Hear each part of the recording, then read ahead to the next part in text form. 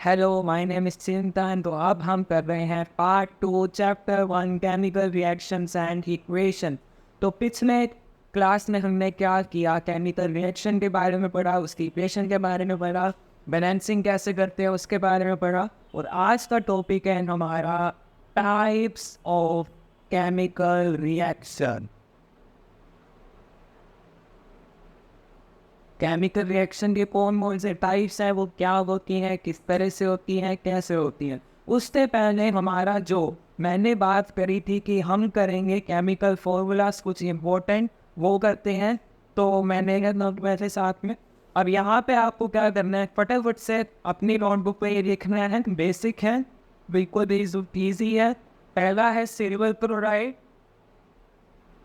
फिर है silver iodide, silver bromide, फिर है हमारे पास सिल्वर सल्फाइड,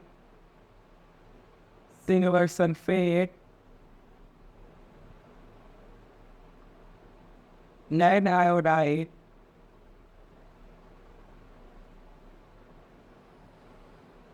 लेड नाइट्रेट और लेड सल्फाइड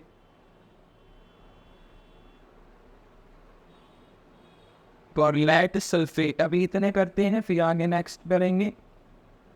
तो पहला है सिल्वर क्लोराइड, जो कि होता है AgCl, silver iodide Agi, silver bromide AgBr, silver sulphide Ag2S, फिर सिल्वर सल्फेट Ag2SO4। आपको अभी आप ये लिखे, फिर हम इसको समझेंगे, याद करेंगे।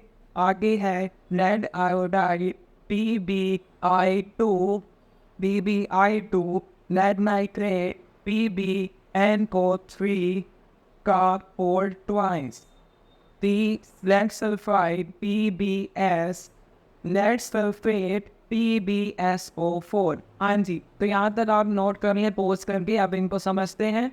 सिल्वर क्लोराइड क्या होते हैं, सिल्वर को डिनोट करते हैं Ag से डिनोट करते हैं। और क्लोराइड क्या है, क्लोरीन। आइड क्या होता है, गैस। और क्या है ये सिल्वर क्लोराइड, ये गैस है। इसका केमिकल फॉर्मूला क्या है, AgCl। Silver iodide Agi, silver bromide, bromine लगा है AgBr, सिल्वर सल्फाइड, सल्फर लगा हुआ है, S लगा हुआ है, Ag2S है। Silver sulphate Ag2SO4। सल्फेट में आप याद रखें SO4 का यूज़ होता है, कहीं भी सल्फेट आ जाए। लेड आयोडाइड क्या होता है, PbI2 होता है, PbI2 होता है। लेड नाइट्रेट क्या होता है, नाइट्रेट में क्या लगता है हमारे पास NO3, तो क्या बनता है PbNO3 का होल ट्वाइस। लेड सल्फाइड क्या होता है, PbS होता है। लेड सल्फेट क्या होता है, सल्फेट है SO4 वगैरह, लेड को Pb से डिनोट करते हैं, लेड सल्फेट PbSO4। हाँ जी, तो बहुत बढ़िया, आगे बढ़ते हैं। अब नेक्स्ट हम करते हैं इसके बाद का जो आप कर रहे थे, फटाफट नोट कर लीजिएगा। किसी में डाउट हो आप कमेंट कर सकते हैं, नेक्स्ट वीडियो में आपको डाउट का सॉल्यूशन मिल जाएगा। तो अगला करते हैं ferrous sulphur molecule. First number है हमारा सल्फर मॉलिक्यूल। सल्फर का मॉलिक्यूल जो स्टेबल होता है, स्टेबिलिटी की बात बाद में करेंगे, वो होता है S8। जो उसका पूरा मॉलिक्यूल है वो क्या है, S8। फिर आता है फेरस सल्फेट। फेरस सल्फेट में क्या होगा, सल्फेट है, SO4 है, तो क्या है Fe2SO4। फेरस यानी कि आयरन से बना हुआ, याद रखिए फेरस फेरिक आयरन आयरन के होते हैं, तो Fe2SO4। रस्ट का फॉर्मूला क्या होता है, जो जंग होती है उसका फॉर्मूला क्या होता है, आयरन पे जंग लगती है, ऑक्सीजन की वजह से लगती है, तभी उसके फॉर्मूले में आयरन भी आता है, ऑक्सीजन भी आता है और पानी भी आता है। Fe2O3.XH2O। ऐसी आयरन आयरन पे जब लगती है, ऑक्सीजन की वजह से लगती है, पानी के होने से लगती है, तीनों चीजें आएंगी Fe2O3.XH2O। यहाँ पर X का डिनोशन क्या है, ये एक स्ट्रक्चर को डिफाइन करता है जो कि आप किस में पढ़ने वाले हैं, 12th क्लास में पढ़ने वाले हैं। अगला है फेरिक ऑक्साइड, आयरन से ही बनी हुई ऑक्साइड, ये क्या होती है, Fe2O3। फेरिक ऑक्साइड क्या है हमारे पास, Fe2O3। अब आता है फेरस सल्फेट क्रिस्टल। क्रिस्टल के बारे में बात हो रही है, जिसमें हमारा जो वाटर ऑफ क्रिस्टलाइजेशन है वो कितना है, 7 है। इसका फॉर्मूला है Fe2O7H2O। वाटर ऑफ क्रिस्टलाइजेशन के बारे में हम एसिड बेस में पढ़ चुके हैं। जो मैंने इस स्टेप को पहले कर रहे हैं वो सिर्फ इतना ध्यान रखें, जो ये 7 है उसको बोलते हैं वाटर ऑफ क्रिस्टलाइजेशन। अगर आपको नहीं समझ में आए तो आप एसिड बेस वाली वीडियो से जाकर देख सकते हैं। आगे बढ़ते हैं, पोटेशियम परमैंगनेट।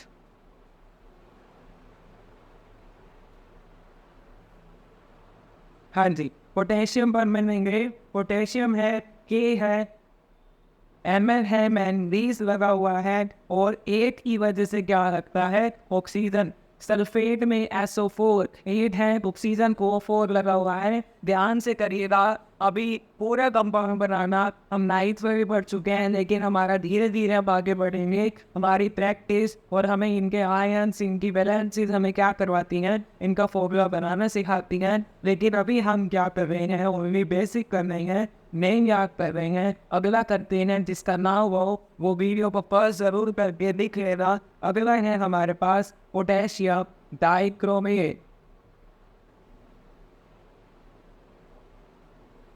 K2Cr2O7 में के पोटेशियम है, के लगा हुआ है, क्रोमियम है, Cr लगा हुआ है, 8 है तो O भी लगा हुआ है। इससे आप याद आसानी से कर पाएंगे। अब इधर बढ़ते हैं, कॉपर ऑक्साइड, कॉपर को डिनोट करते हैं Cu से। कॉपर ऑक्साइड क्या होती है, Cu ओ होती है। एल्यूमिनियम हाइड्रोक्साइड के बारे में बात करते हैं। एल्यूमिनियम हाइड्रोक्साइड, हाइड्रोक्साइड क्या होता है, OH होता है, OH होता है, तो इसका फॉर्मूला बनता है AlOH का होल साइज। अभी बात है क्रोमियम सल्फेट, क्रोमियम सल्फेट के बारे में बात करेंगे। क्रोमियम Cr होता है, सल्फेट SO4 होता है, CrSO4 का होल राइस। अगला बात करते हैं ब्लू आइटल क्या होता है। ब्लू आइटल के बारे में बात करते हैं, 1 मार्क्स में आ सकता है। ब्लू आइटल का फॉर्मूला, केमिकल फॉर्मूला, ये क्या है, CuSO4, CuSO4/5H2O। ये क्या है, कॉपर सल्फेट क्रिस्टल बोला जाता है इसको। इसका नाम क्या है, कॉपर सल्फेट क्रिस्टल है। अगर हम इसको हीट करते हैं तो हमें क्या मिलते हैं, इसके 5H2O मॉलिक्यूल्स मिलते हैं। इसका फिजिकल नेम परमानेंट कह सकते हैं, ब्लू आइटल है, और केमिकल नेम क्या है, कॉपर सल्फेट क्रिस्टल। स्पेलिंग में मिस्टेक हो तो आप प्लीज चेक कर लीजिएगा। आगे बढ़ते हैं, कॉपर सल्फेट के बारे में बात करने हैं। कॉपर सल्फेट क्या होता है, CuSO4, Cu सल्फेट SO4 बन गया। अगली बात करते हैं ग्लूकोज, जो आपका बहुत ज़्यादा यूज़ करने वाला है, काफ़ी चैप्टर भी यूज़ होता है। ये होता है C6H12O6 होता है। अगली बात करते हैं कैल्शियम कार्बोनेट के बारे में, कैल्शियम कार्बोनेट के बारे में, जो कि होता है CaCO3 होता है। इसको हम क्या बोलते हैं, मैं चेक कर लेता हूँ, इसको हम बोलते हैं क्विकलाइन। नो, क्विकलाइन नहीं है ये, सॉरी, इसका नाम ना रहेगा तो हम डिस्कस करेंगे। आगे बढ़ते हैं, ऑक्सीजन गैस O2 होता है, मैग्नीशियम ऑक्साइड MgO होता है, जिंक Zn से डिनोट करते हैं। आगे बढ़ते हैं, hydrogen gas H2, sulphuric SO4, sulphuric acid H2SO4। Sulphuric acid क्या होता है, H2SO4 होता है, सबसे मेन है, सबसे आसान है। आगे बढ़ते हैं, सल्फ्यूरिक एसिड के बारे में बात कर रहे थे, क्या है, H2SO4 है। अगले बारे में बात करते हैं, आयरन एसिड होता है H2O। कार्बन मोनोऑक्साइड क्या होता है, जिसमें मोनो मतलब सिंगल, कार्बन मोनोऑक्साइड, मोनो मतलब सिंगल। अगर डाइऑक्साइड आता है तो 2 ऑक्सीजन होती हैं, मोनोऑक्साइड आता है तो एक ऑक्सीजन होती है, ये क्या है, कार्बन मोनोऑक्साइड CO। अब आता है मिथाइल एल्कोहल। मिथाइल के बारे में आप 12th क्लास में ऑर्गेनिक केमिस्ट्री में पढ़ेंगे। मिथाइल अल्कोहल में क्या होता है, सिंगल कार्बन होता है CH3OH। इसकी फॉर्मेशन भी सब 12th में आएंगे, आपको यहाँ पे सिर्फ क्या याद करना है, नहीं याद करना है। मैं आपको ये बता देता हूँ, एल्कोहल लिखा हुआ है तो वो है जरूर आएगा। मिथाइल के बारे में हम बाद में ही बात कर सकते हैं। अगर आपको मैं ये समझाने बैठा तो आपको क्लियर नहीं हो पाएगा, इसके लिए बहुत सारे बेसिक्स है। मिथाइल के लिए इतने याद रखना, ओनली क्या होता है, सिंगल कार्बन होता है। अगर ना याद हो कोई बात नहीं, आप सिर्फ क्या करें, इसका नेम याद कर सकते हैं। अगली बात कर रहे हैं हम यहाँ पे स्लेट लाइन के बारे में, जो कि क्या होता है, स्लेट लाइन CaOH का और ट्वाइस। याद रखिएगा स्लेट का मतलब होता है थोड़ा लिक्विड की फॉर्म में, लिक्विड की फॉर्म में H की प्रेजेंस होती है, O की प्रेजेंस होती है, तो फॉर्मूला क्या बनता है, CaOH का और ट्वाइस। इसी के साथ मैं आपको करवा दूँ क्विक लाइन, जिससे आप डिफरेंट कर पाएंगे इसके बारे में कि दोनों में क्या फर्क है। इसमें क्या है, क्विक लाइन में ये वाटर की फॉर्म में नहीं होता, इसमें H की प्रेजेंस नहीं होती। कैल्शियम ऑक्साइड बोला जाता है इसको, कैल्शियम हाइड्रोक्साइड बोला जाता है इसको। इसका दूसरा नाम क्या है, लाइम वाटर है। इसका नाम क्या है, लाइम वाटर है। हाँ जी, मेरे को ये याद आ गया कि हमारा CaCO3 का नाम क्या होता है, लाइम स्टोन होता है। इसका नाम क्या है, लाइमस्टोन। कैल्शियम कार्बोनेट बोला जाता है CaCO3 को। आगे बढ़ते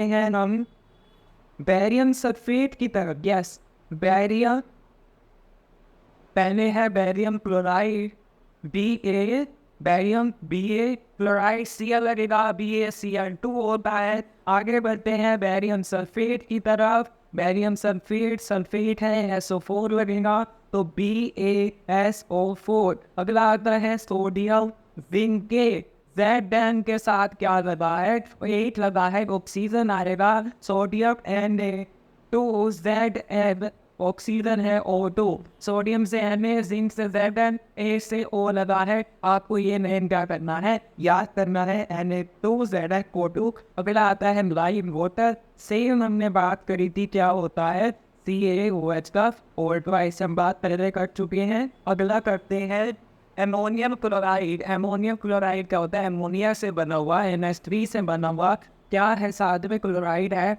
तो नाम है इसका NH4Cl। NH4Cl ammonium chloride. आगे बढ़ते हैं सोडियम कार्बोनेट पे। सबसे आसान है, सबसे इम्पोर्टेंट भी है, काफ़ी जगह यूज़ होता है, आपको हाथों पर याद होना चाहिए। Sodium carbonate Na2CO3। आगे बढ़ते हैं जिप्सम की तरफ। ये आपका आएगा एसिड बेस के अंदर। ये क्या होता है, CaSO4 ब्रोक में H2O। इसी से क्या बनता है, प्लास्टर ऑफ पेरिस बनता है। इससे कैसे बनता है, क्या क्यों बनता है, क्या फॉर्मूला है, ये सब हम किस में करते हैं, एसिड बेसिस एंड सोर्स के लास्ट टॉपिक में। तो ये दोनों नाम आपको याद रखने हैं, कैल्शियम सल्फेट और साथ में क्या है, वाटर लगा हुआ है। इसकी अमाउंट में डिफरेंस है, ये हाफ है, यहाँ पे 2 है, 2 होगा तो जिप्सम, हाफ है तो प्लास्टर ऑफ पेरिस यानी कि POP। हाँ जी, तो आगे बढ़ते हैं टाइम को ना वेस्ट करते हुए। आगे है हमारे पास हाइड्रोनियम आयन। हाइड्रोनियम आयन के बारे में भी आप पढ़ चुके हैं, दोबारा से पढ़ते हैं। ये क्या होता है, H3O पॉजिटिव। क्या होता है, H3O पॉजिटिव। पॉजिटिव आपको याद रखना है, पॉजिटिव लगा हुआ है तभी इसका नाम क्या है, आयन है, जिस पे चार्ज हो उसको आयन बोलते हैं। पॉजिटिव हो तो कैटायन, नेगेटिव हो तो एनायन बोलते हैं। अगला हम कर रहे हैं acetic acid ACEDIC। Acetic acid, ये क्या होता है, CH3COOH। ये क्या होता है, CH3COH। इसका दूसरा नाम क्या है, मिथाइल कार्बोक्सिलिक एसिड भी बोला जाता है। इसको केमिकल नेम ये है, कॉमन नेम या फिजिकल नेम ये है। आगे बढ़ते हैं, आपको सिर्फ याद रखना है क्लोरोफॉर्म के बारे में।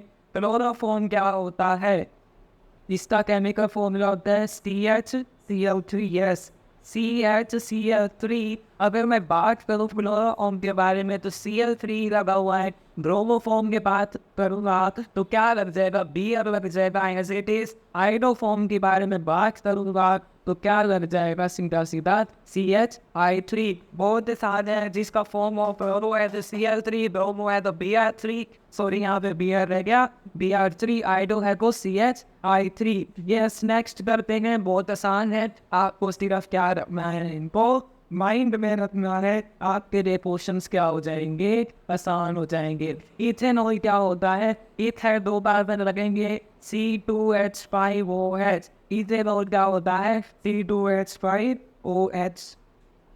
यस, ठीक है, बिल्कुल ठीक है। हम आगे बढ़ते हैं। इथेनॉल, चलो इसको मैं नहीं समझा सकते, परफेक्ट हो, ठीक है, आपको क्या करना है, इसको याद रखना है। अभी बात कर रहे हैं हम HAHCO3 के बारे में। ये हमारा एसिड है, सॉरी एसिड बेस में एक सोल्ट है जिसका नाम क्या है, बेकिंग सोडा नाम है इसका। इसका फॉर्मूला है NaCO3, नाम है सोडियम, Na से सोडियम, हाइड्रोजन लगा हुआ है, एज इट इज नाम CO3 है, इसको बोलते हैं कार्बोनेट। नाम बना इसका सोडियम हाइड्रोजन कार्बोनेट। अगला हमने पहले जो किया है वही रिपीट है। क्विकलाइन क्या होता है, CaO। स्लेक्टाइन क्या होता है, CaOH का ओरिजिनल, स्लेक्टाइन का दूसरा नाम लाइव वाटर। तो यस, हमारे केमिकल फॉर्मूला यहाँ पे कंप्लीट होते हैं। अब हम बढ़ने वाले हैं टॉपिक की ओर। तो टॉपिक हमारा क्या था, types of chemical reaction. Let's start.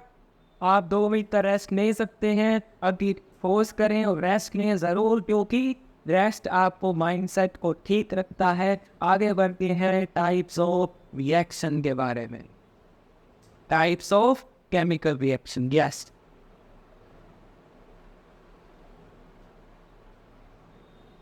First हमारा होता है सबसे आसान, सारे ही आसान है अगर आपको समझ में आ जाए तो। अब हमारा पहला है combination reaction. Combination reaction, combine होना। कंबाइन होना क्या मतलब, जोड़ना, जोड़ बनना। किसी 2 का कंपाउंड का बन के तीसरा प्रोडक्ट बने तो वो क्या होता है, कॉम्बिनेशन रिएक्शन होता है। कोई 2 चीजें A और B मान लेते हैं, A और B आपस में रिएक्ट करके क्या बना दे, C को बना दे 2 या 2 से ज़्यादा प्रोडक्ट।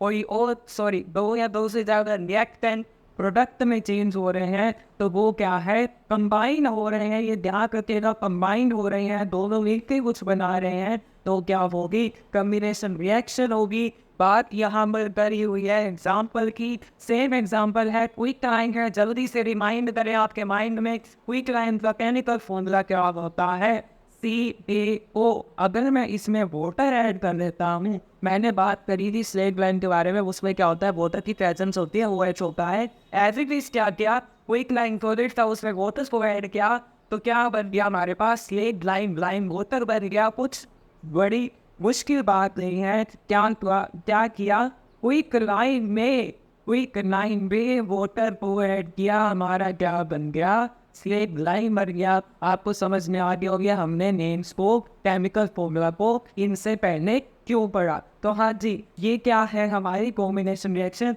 ये रिएक्टेंट फर्स्ट है, ये रिएक्टेंट सेकंड है, ये हमारा क्या बन गया है, एक प्रोडक्ट बन गया है इन दोनों को कंबाइन होने से। आप क्या कर सकते हैं, इसकी बैलेंसिंग चेक कर सकते हैं। लेट्स आगे करते हैं, बैलेंसिंग अपने आप कीजिएगा, डाउट हो तो ज़रूर पूछिएगा। आगे बढ़ने से पहले और देखते हैं कोई एग्जाम्पल है या नहीं है।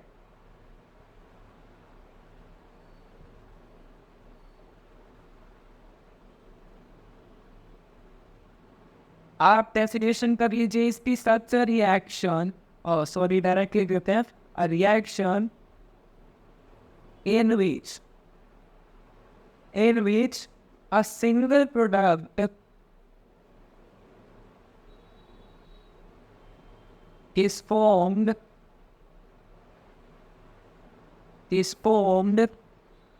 from, yes, ठीक है, 2 or more reactants.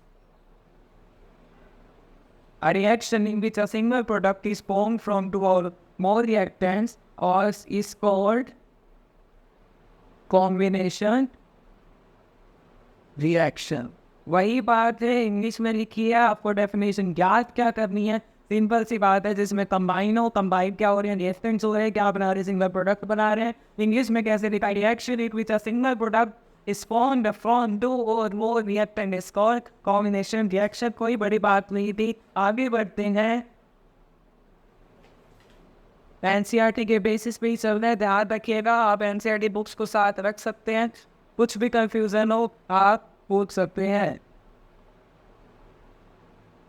हाँ जी, तो इसमें नोट आता है स्लेट लाइन के बारे में, a solution of slate line, a solution of slaked lime के बारे में बात कर रहे हैं। वन मार्क्स में आता है, एनसीईआरटी क्वेश्चन भी है स्लेट लाइन के ऊपर। ये यूज होता है वाइट वॉशिंग में, यूज किया जाता है इसको वाइट वॉशिंग करने के लिए, वाइट वॉशिंग में यूज करते हैं। ये वाली रिएक्शन पीछे जो हमने करी उससे बताया गया है कि उस रिएक्शन में जो स्लेट लाइन बना है वो किस में यूज होता है, वाइट वॉशिंग में यूज होता है। Calcium hydroxide reacts slowly with carbon dioxide in air form the thin layer of calcium carbonate on the walls. Calcium carbonate is formed after 2 or 3 days of whitewashing and gives shiny meaning to the. It is interesting to know that chemical formula for marble is, yes हमने बात करी थी CaCO3 के बारे में। ये क्या होता है, लाइट स्टोन होता है। लाइम स्टोन क्या होता है, मार्बल की कैटेगरी में आता है, जो हमारे घरों में पत्थर लगाए जाते हैं उसको हम क्या होता है, लाइम स्टोन वाली क्वालिटी है, तो मतलब अच्छा पत्थर है, मार्बल है। अब बात करते हैं कि वाइट वॉशिंग में इसका यूज किस तरह से होता है। मान लीजिए वाइट वॉशिंग क्या होती है, पहले तो बात करते हैं जब हमारे घरों में पेंट होता है तो बात करते हैं, कई लोग कहते हैं वाइट वॉशिंग करा लो, मतलब एक तरह से एक लेयर बना दी जाती है किसकी, CaCO3 की, कैल्शियम कार्बोनेट की लेयर बना दी जाती है। कैसे बनती है, जब स्लेट लाइन में, जो स्लेट लाइन में कार्बन डाइऑक्साइड के साथ रिएक्ट करता है, जब ये स्लेट लाइन कार्बन डाइऑक्साइड के साथ रिएक्ट करता है तो ये किस में चेंज होता है, CaCO3 में चेंज होता है, प्लस में वाटर रिलीज होता है।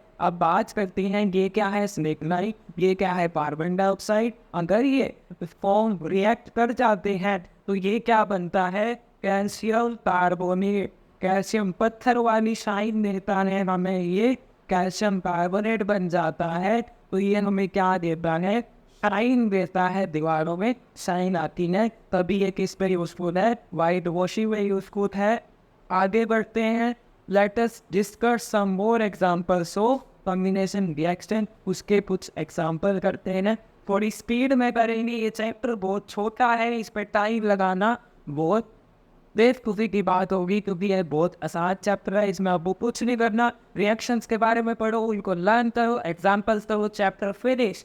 तो आगे बढ़ते हैं, पहला एग्जांपल है, एज इट इज आपको पेपर में टिक के आना है, बर्निंग ऑफ कोल, कोयले का जलना भी क्या है, कॉम्बिनेशन रिएक्शन। कोयला क्या होता है, एक कार्बन कंपाउंड होता है, कार्बन होता है, तो C प्लस में कार्बन को ऐड किससे किया, जलने पे किसकी प्रेजेंस होती है, ऑक्सीजन की प्रेजेंस होती है, किसमें चेंज होता है, CO2 गैस बनती है, तभी कोयले को जलाने से CO2 गैस थे। हमारे पहले के ज़माने में क्या चलती थी, कोयले वाली ट्रेनें चलती थी, उसमें क्या करते थे, वो गैस प्रोड्यूस करके इंजन को स्टार्ट करते थे, एनर्जी प्रोड्यूस करते थे।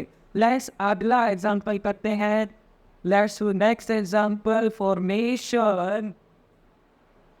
देखिए ऊपर कंबाइन ही हुआ है, कुछ अलग नहीं किया। अब नीचे है formation of water, formation of water from H2 and O2, hydrogen gas और ऑक्सीजन गैस के साथ हम क्या बनाएंगे, वाटर को H2 प्लस में O2 गैस में H2O। आप इसको बैलेंस करके देखें, ऊपर वाली बैलेंस से नीचे वाली देखें, H2 है, ऑक्सीजन यहाँ पे 2 है, यहाँ पे 1 है, तो मैंने यहाँ 2 से मल्टीप्लाई किया। और अब देखिए H2 है, यहाँ पे 4 है, तो यहाँ पे किससे मल्टीप्लाई करूँगा, 2 है पहले से ही, तो 2 से मल्टीप्लाई कर दिया। और यहाँ पे 2 है, यहाँ भी 2 है। आपको अगर मेरी स्पीड ज़्यादा लग रही है तो उसे स्लो कर लीजिएगा या रिपीट कर लीजिएगा। आगे बढ़ते हैं, ये दो एग्जाम्पल हमारे किसकी हो गए हैं, कॉम्बिनेशन रिएक्शन के। अब बात कर रहे हैं हम एक्सोथर्मिक रिएक्शन। और एंडोथर्मिक रिएक्शन के बारे में। एंडोथर्मिक और एक्सोथर्मिक जल्दी से पढ़ते हैं, कुछ नहीं है इसमें। एक होता है एक्सोथर्मिक रिएक्शन और एक होता है एंडोथर्मिक रिएक्शन। ये रिपीट होने वाला है as it is acid bases and salts में। एक्सो लिखा हुआ है मतलब ई एक्स है तो याद रखिए एग्जिट, ई एन है तो याद रखिए एंटर। इसमें क्या होता है, गैस एग्जिट होती है, गैस रिलीज होती है। यहाँ पे क्या होती है, जो गैस है इवोल्व होती है, रिलीज होती है, जनरेट होती है, बहुत सारे नाम हैं। यहाँ पे क्या, एग्जिट, एग्जिट निकलना, गैस का निकलना। जिस रिएक्शन में गैस रिलीज होती है उसको बोलते हैं एक्सोथर्मिक। इसमें क्या है, एंटर, गैस का एंटर होना, तभी इसका नाम क्या है एंडोथर्मिक। हीट का एंटर होना, एब्जॉर्ब होना, क्या होना, एब्जॉर्ब होना, आना, यूज करना। तो बात करते हैं कि जब हमने कॉम्बिनेशन रिएक्शन करी, क्या वो एंडोथर्मिक होती है या एक्सोथर्मिक होती है। आपको एक बात बताऊं, जब भी कोई कॉम्बिनेशन रिएक्शन हो मतलब वो कंबाइन हो रहा है तो वो क्या है, एक्सोथर्मिक है। अब बात करते हैं वो एक्सोथर्मिक क्यों है। एक्सोथर्मिक का मतलब होता है हीट का रिलीज होना, हीट रिलीज होती है। कोई भी चीज़ अगर कंबाइन हो रही है तो वो क्या करेगी, हीट को रिलीज करेगी, एनर्जी को रिलीज करेगी, तो वो है एक्सोथर्मिक रिएक्शन। तो अब सारी जो कॉम्बिनेशन रिएक्शन है उसमें दो चीज़ें कंबाइन हो रही है, कुछ बन रहा है, नया प्रोडक्ट बन रहा है। कंबाइन होने से बन रहा है, जुड़ने से बन रहा है, तो क्या होगा, हीट रिलीज होगी, तभी वो सारी रिएक्शंस क्या होती हैं, exothermic. All the combination reactions are exothermic reactions. और अगर, चलो वो आगे बात करेंगे जब हम नेक्स्ट टाइप करेंगे उसमें बात करेंगे। रिएक्शन दे रखी है मैं example, burning of natural gas. ये किसका एग्जांपल है, कॉम्बिनेशन का भी है, लेकिन कॉम्बिनेशन का भी है, ये ऑलरेडी किसका है, एक्सोथर्मिक का। सारी कॉम्बिनेशन रिएक्शन एक्सोथर्मिक होती है पर सारी एक्सोथर्मिक कॉम्बिनेशन नहीं होती है, ये ध्यान रखिएगा। सॉरी मैंने गलत लिख दिया है यहाँ पे, बर्निंग ऑफ नेचुरल गैस लिखना है। Yes, natural gas, natural gas को आप याद रखें क्या होती है, मीथेन होती है, जिसको डिनोट करते हैं CH4 से। बर्निंग होती है, ऑक्सीजन का ऐड होना है तो O2 को ऐड करेंगे। बात करेंगे अब बनेगा क्या, यहाँ पे बन रहा है CO2 कार्बन डाइऑक्साइड प्लस में वाटर। एक बात हम पिछले वीडियो में छोड़ के आए हैं, क्या, फिजिकल स्टेट्स। फिजिकल स्टेट्स को हम साथ साथ कर ही लेते हैं ताकि हमारे टॉपिक रह ना जाए। फिजिकल स्टेट्स क्या होती हैं, एक तो होती है गैस, एक होती है सॉलिड और एक होती है लिक्विड। और साथ ही साथ एक और आती है हमारे पास, वो क्या होती है, एक्वस। अब डिफरेंस समझते हैं एक्वस, गैस, सॉलिड और लिक्विड में। गैस का मतलब प्योर गैस की फॉर्म में है, सॉलिड मतलब प्योर सॉलिड है, लिक्विड मतलब प्योर लिक्विड। अब बात करते हैं एक्वस। एक्वस वो होता है जो कंपाउंड पानी के साथ मिलकर बना हो, जिसका सॉल्यूशन गिवन हो, वो क्या होता है, एक्वस। इसको डिनोट कहते हैं AQ से। अब बात करते हैं इनको लिखा कैसे जाता है, इसी रिएक्शन में हम करेंगे। देखिए मीथेन क्या है, गैस है, नेचुरल गैस है, तो यहाँ पे हम क्या लगाते हैं, स्मॉल जी। ऑक्सीजन क्या है, गैस है, स्मॉल जी लगाया। कार्बन डाइऑक्साइड क्या है, गैस है। वाटर क्या है, लिक्विड है, तो एन लगाया। वाटर के साथ हमेशा एन लगेगा,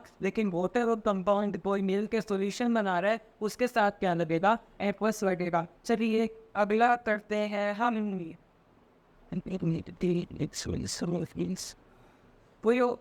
Although that we need energy to stay alive, we get this energy from the food we eat during digestion. Food is broken into simpler substances, for example, rice, potatoes, bread contain high carbohydrate. These carbohydrates are broken down to form glucose. This glucose combines with oxygen in the cells of our body and provides energy. The special name of the reaction is respiration, the process of which we will study in chapter 6. Yes, तो बात कर रहे हैं अब हम respiration के बारे में। और क्वेश्चन आता है कि why the respiration reaction is an exothermic reaction, की जो रेस्पिरेशन रिएक्शन है वो एक्सोथर्मिक रिएक्शन क्यों है, अभी करते हैं। हाँ जी, तो बढ़ते हैं रेस्पिरेशन के बारे में। रेस्पिरेशन क्या होता है? Digestion of food using oxygen. अब हमारी बॉडी में जो हम फूड खाते हैं एनर्जी के लिए खाते हैं, उनका डाइजेशन ऑक्सीजन की वजह से होना। जो हम सांस लेते हैं ऑक्सीजन अंदर जाती है, वो किस चीज़ में हेल्प करती है? डाइजेशन ऑफ फूड में हेल्प करती है। तो वो प्रोसेस क्या है? रेस्पिरेशन। अब बात करते हैं इसको हमने एक्सोथर्मिक क्यों बोला। देखिए, बात करते हैं फूड के बारे में। फूड आप कुछ भी खाए, रेगुलर फूड आप खा रहे हैं, उसमें क्या होता है?